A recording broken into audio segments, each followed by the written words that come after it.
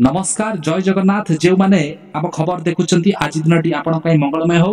प्रथम जीवा आज गुरुत्वपूर्ण किसी खबर को प्रथम खबर बेसी दिन ब्रश व्यवहार दांत पई क्षतिकारक जानतु केते दिन रे बदलाइबे। सफा दांत पई भल ब्रश व्यवहार करबा निहाती आवश्यक। अनेक समय रे देखिबा को मिले केही गोटिए ब्रश को अनेक दिन धरी व्यवहार करिथांती जार कुप्रभाव शरीर उपरे पड़िथाए। दांत सफा पई उद्दिष्ट ब्रश को ठीक समय परिवर्तन न कले यह दांत पई क्षतिकारक होइथाए।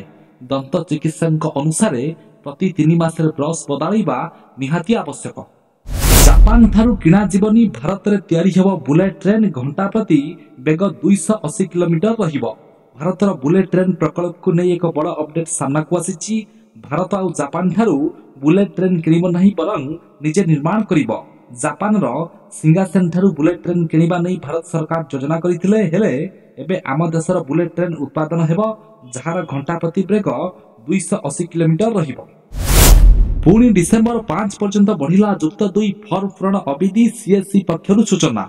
आसंता फेब्रुआरी मास 18 तारिख उच्च माध्यमिक शिक्षा परिषद सीएससी पक्षरु जुक्त 2 कला विज्ञान वाणिज्य धंदामूलक शिक्षा पत्र विनिमय पाठ्यक्रम नियमित और पूर्व नियमित एक्स रेगुलर थियोरी परीक्षा आरंभ हेबो। तेबे यह पूर्वरु नवेम्बर 25 पर्यंत जुक्त 2 फॉर्म पूरण अविधि वृद्धि करा जायतिबा बेले एबे पुनर्बार ताहाकु वृद्धि करा जायछि।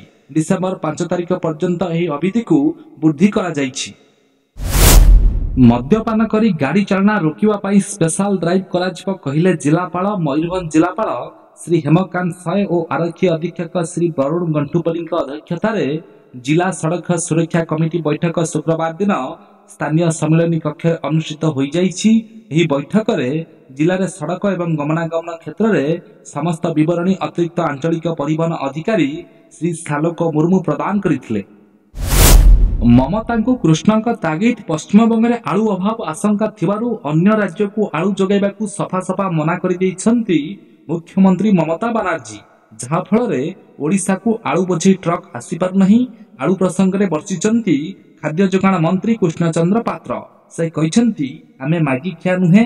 से पात्र कहछन्ती पश्चिमबंग को ओडिशा आलू आउ मागिबनी। पश्चिमबंगरू आउ आलू आसीबो नाही कि आमे मागिबु नाही। आमे मागी खिया नुहे। पश्चिमबंग रे केवल आलू नहीं।